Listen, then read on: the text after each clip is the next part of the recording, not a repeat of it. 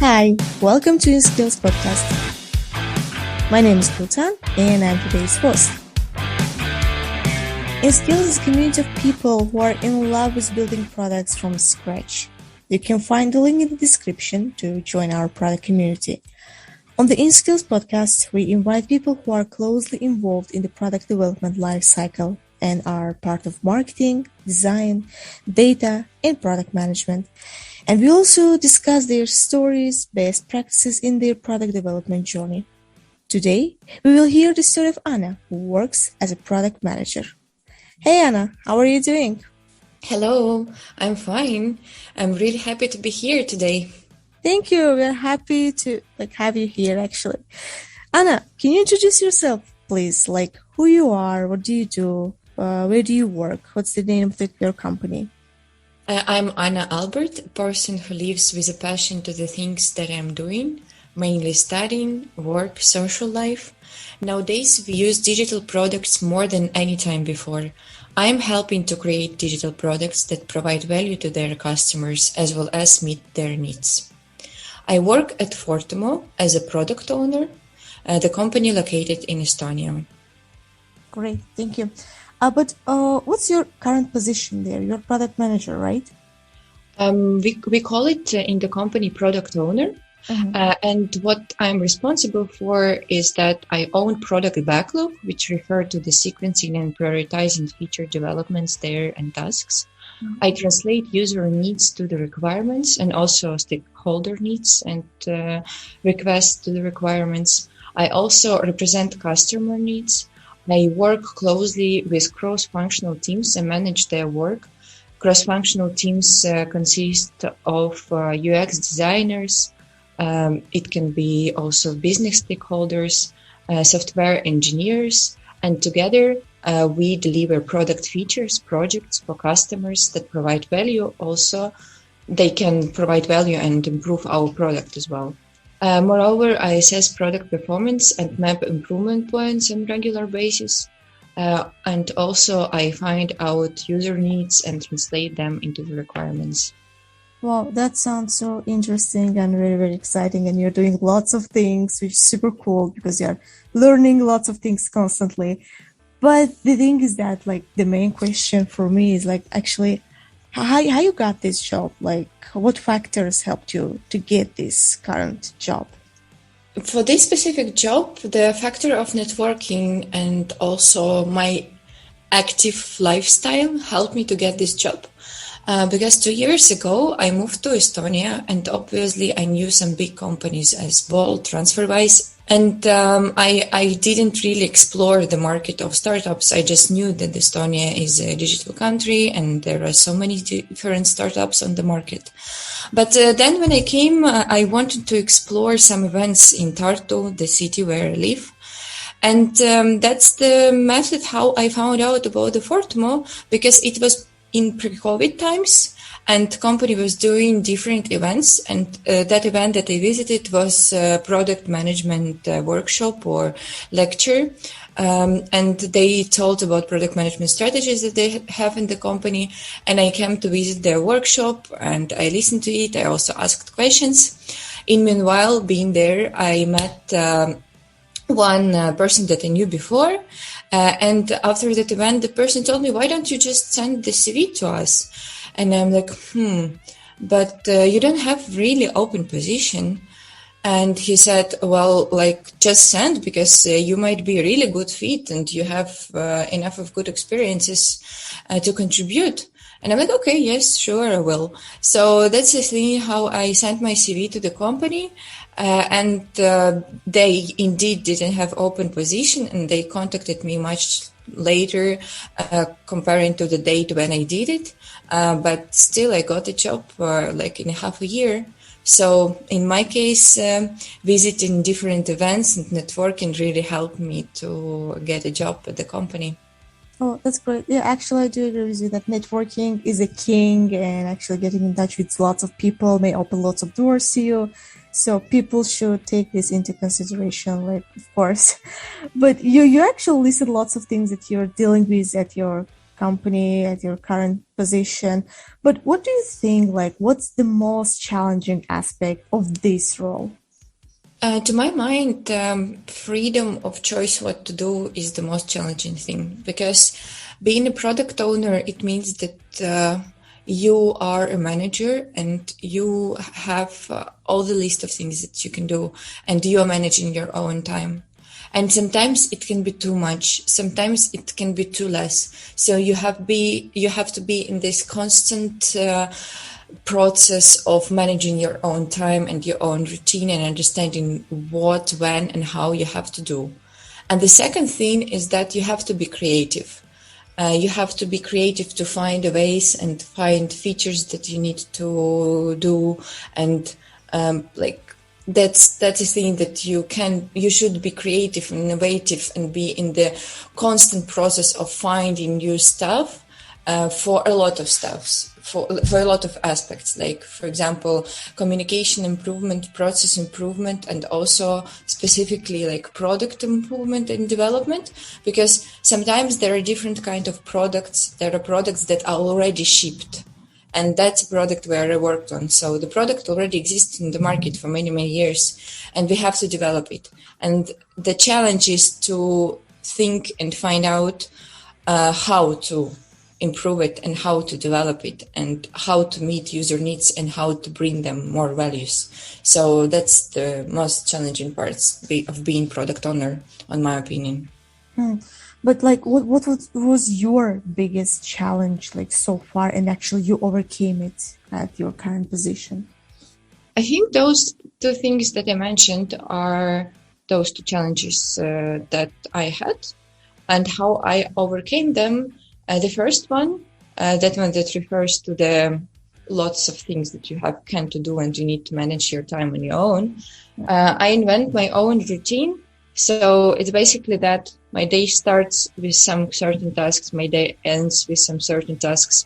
I have some recurring topics that I repeat on weekly, on monthly basis. And that really helps to keep focused, to know your agenda, and then to feed all other stuff into it. But you have your base. And the second challenge, which is being creative and innovative, I overcome that. I started to implement different workshops. Most of them are based on the design thinking methodology, or I started to be more open and talk with more business stakeholders and customers, and stop being afraid to talk about the things that you face and challenge. So I'm like, okay, I'm out of product ideas. To whom I should come and talk? Maybe I should talk with customer support team. I go to them, I talk to them, and obviously they share some insights with me that I don't know, because I'm not working with customer support on daily basis. And that's the second strategy that I had to overcome my challenge.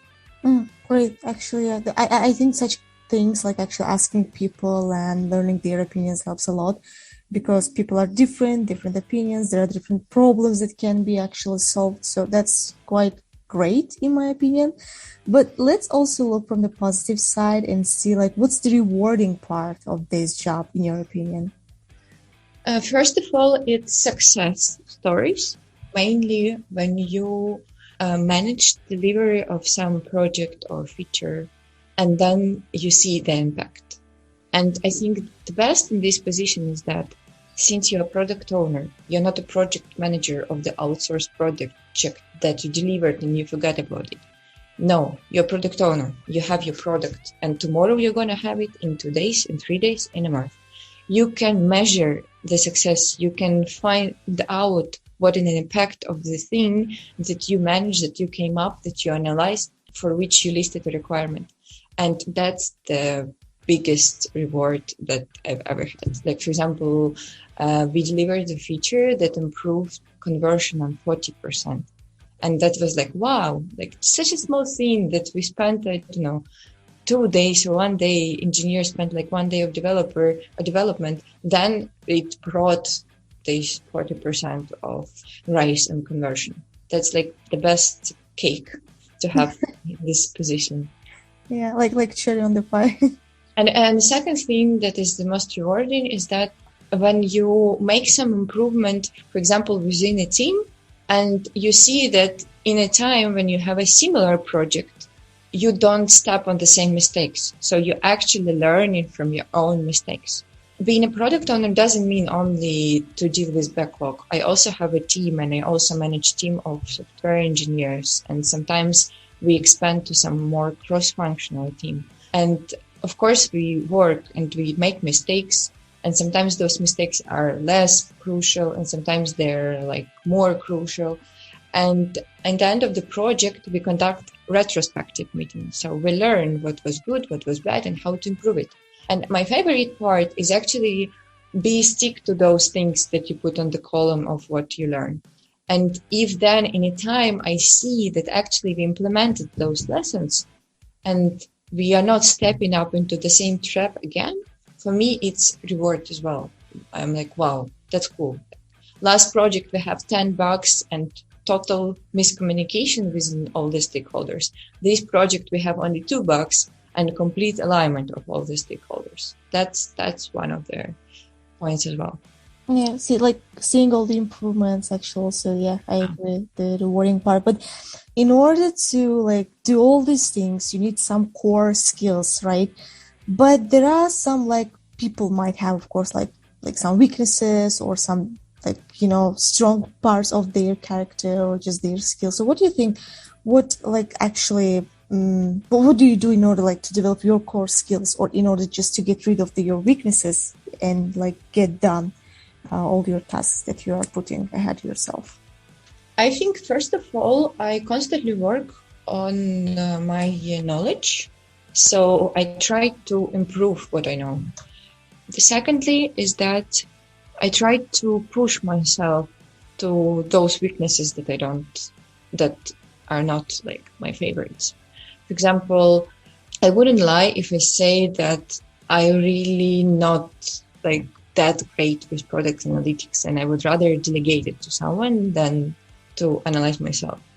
But then I understand that I really need this skill and I have to do something with it. So I started to do it. I started to put some goals on me, and those goals that I can't betray, because in the company we have OKR system. So we have those quarterly goals that we have to achieve. And then I start to put there intentionally these product analytic goals so that I know that I have to do it. I don't have other choice, right? Mm-hmm. So, and that's really helped me to overcome my weaknesses. Another thing is that I really like to ask questions and find some mentors that help me and that support me. I have some in the company where I work. I used to have some outside of the company before I joined Fortumo.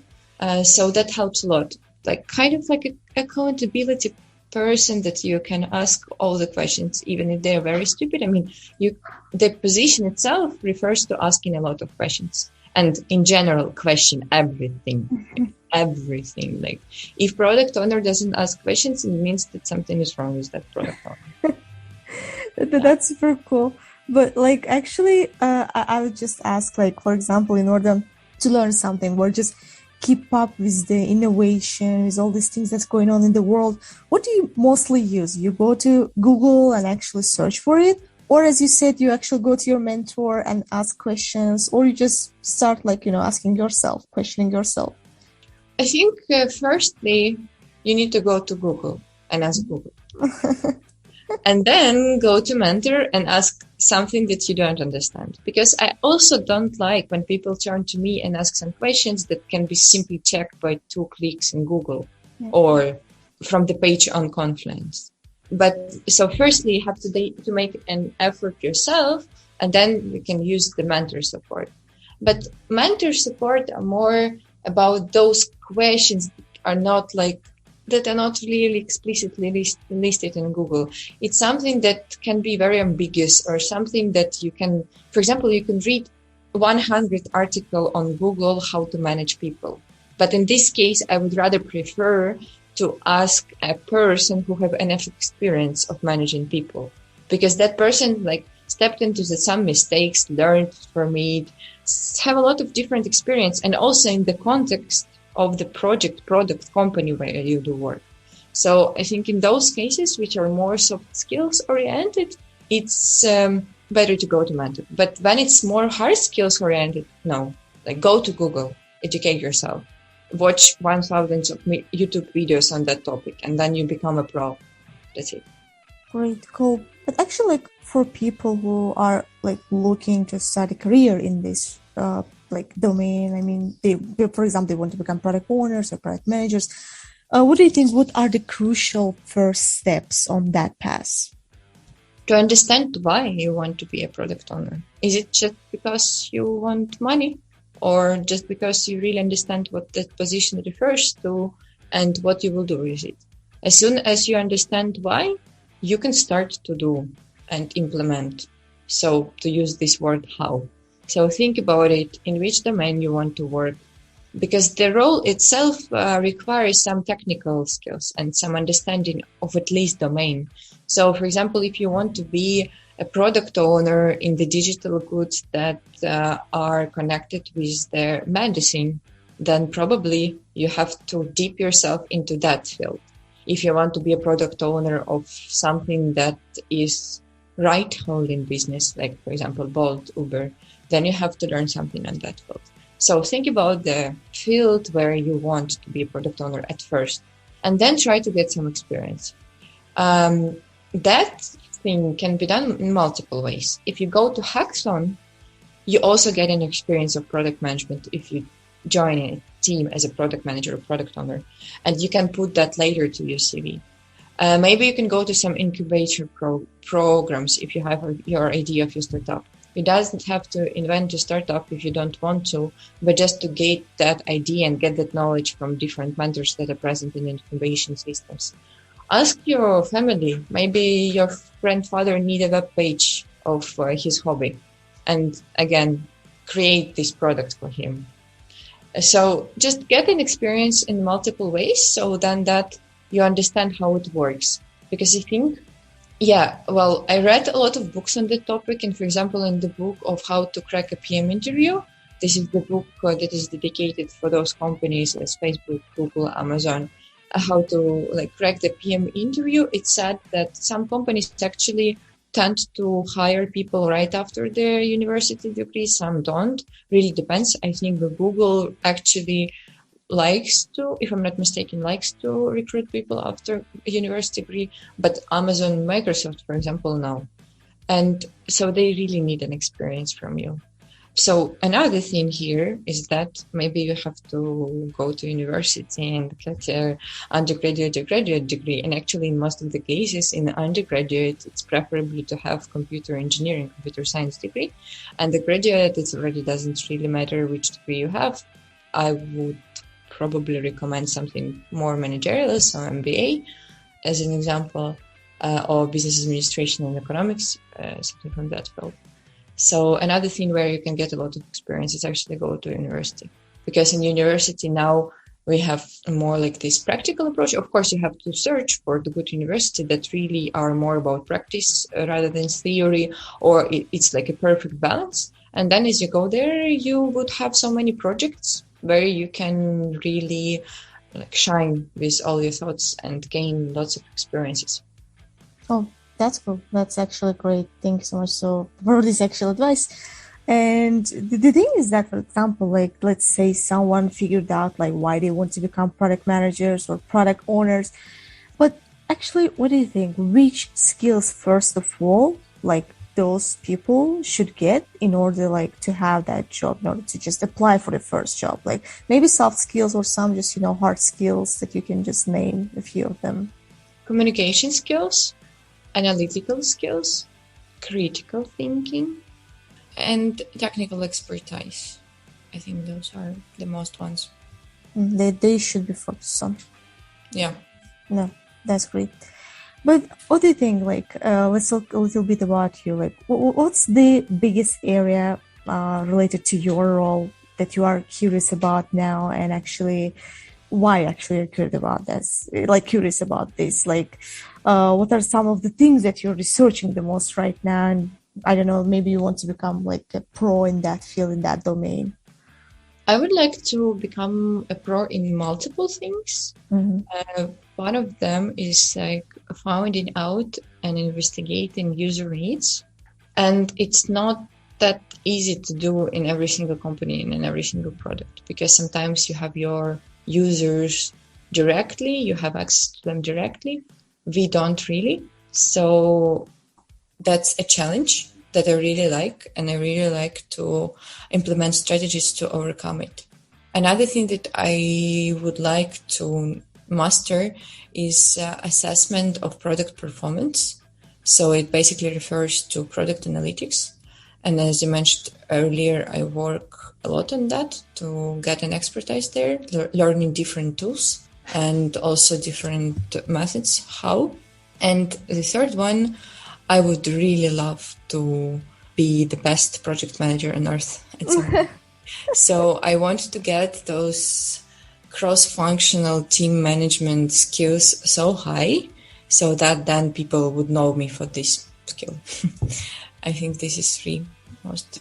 That's cool. That's amazing. Actually, having like these, ambitious goals and actually trying to reach them. Well, Anna, thank you so much. Actually, good luck to you with all your goals, with all your ambitions, and actually, I really hope that you will get all of them. Thanks so much for a nice talk, for a very useful talk. I'm pretty sure that everyone, it's going to be useful for everyone, and people are going to listen to that and actually take some notes and then implement them as soon as possible in order to get their dream job and actually get involved in their dream domain and anything else. Thanks so much for your time. Thank you for having me. Thank you. Thank you. It was such a nice talk again. Thanks so much. See you.